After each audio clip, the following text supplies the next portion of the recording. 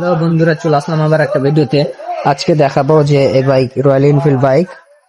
আর এই যে দেখতে পাচ্ছ এখানে লেখা আছে petrol up to E20 model. এটা 350 সিসি বাইক।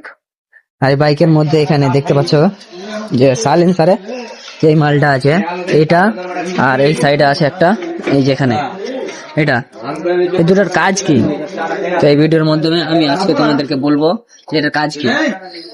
তো এটার মাধ্যমে বাইকে BS6 বাইক, এটা কিন্তু BS6 বাইক।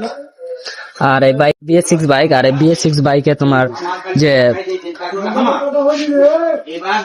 থ্রোটল বডি আছে, থ্রোটল বডিতে কিন্তু কোনো রকমের স্ক্রু মানে মাইলেজ সেটিং করার জন্য কোনো স্ক্রু সেট করা নেই, দেওয়া নেই।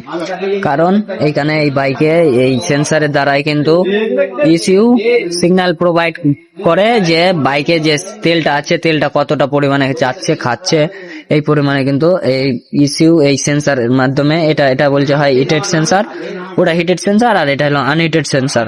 এই দুটো সেন্সারের মাধ্যমে কিন্তু বাইক ভালো করে যে তেলটা কতটা খাচ্ছে পুড়ছে ওইটা ডিটেক্ট করে বাইকে ইনজেক্টরে ইনজেক্ট করে ফুয়েল। এই কারণে বাইকে মাইলেজটা পারফেক্ট থাকে, কোনো রকমের স্ক্রু থাকে না, মাইলেজ টেস্ট সেটিং করা যায় না BS6 বাইকে, এই কারণেই। আর কোনো রকমের মাইলেজ যদি মানে কমে যায় তোমার বাইকে BS6 এ, তাহলে কিন্তু বাইকে তোমার এয়ার ফিল্টার যেটা আছে ওই এয়ার ফিল্টারটা তোমাকে ক্লিন করতে হবে। ক্লিন করলে কিন্তু সব প্রবলেম সলভ হয়ে যাবে। আর তাছাড়া কোনো রকমের তোমার চাওয়া নেই BS6 এ, তোমার ফিল্টার ছাড়া তোমার কিছু করতে পারবে না BS6 বাইকের। তোমার BS6 মানে হচ্ছে এফআই এর ফুল ফর্ম হচ্ছে ফুয়েল ইনজেক্টর। আর এই ফুয়েল ইনজেক্টর হওয়ার কারণ হচ্ছে বাইকে মাইলেজ পারফেক্ট রাখা। দেখা হচ্ছে নতুন ভিডিওতে। এরকম ভিডিও দেখতে হলে চ্যানেলটা সাবস্ক্রাইব করবে।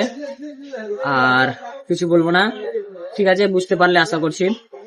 এরকম দেখার জন্য ভিডিওটা সাবস্ক্রাইব করবে চ্যানেলটা।